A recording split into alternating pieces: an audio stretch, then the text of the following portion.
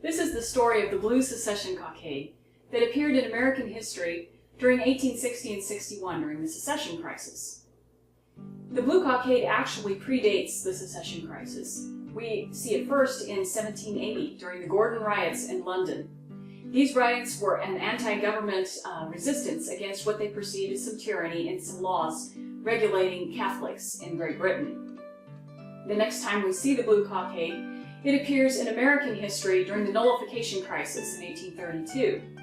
South Carolinians were nullifying a government tariff that they felt unfairly taxed the southern states to the benefit of the northern states. So by the time of the Secession Crisis in 1860, it's only natural that a blue cockade would again be worn as a symbol of resistance to government tyranny. Now, based on surviving originals as well as quotes and descriptions from the era, blue cockades of that era ranged in shade from very light blue to very dark blue, everything in between. And they had many emblems and slogans on them, just depending on what the desire of the wearer of the cockade was. Some of the emblems might be concerned with the state the wearer was from, such as a state militia military button. South Carolinians often had palmetto on their cockades.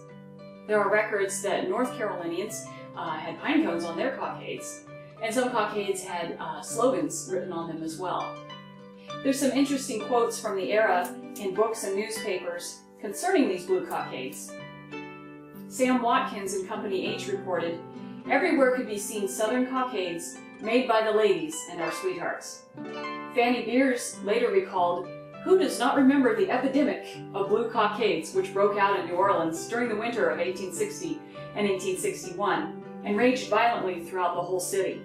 The little blue cockade with its pelican button in the center, and that would have been a state button, and its two small streamers was the distinguishing mark of the secessionists." A newspaper reported elsewhere, "A gentleman of this city now traveling in Mississippi writes back to a friend as follows: The further down I get, the more secession I see. Not content with wearing the blue cockade themselves, the people put them up on wagons, carriages, riding horses, etc. At one place where I stopped, all the Negroes had them on. You may safely put Mississippi down as dead out for secession."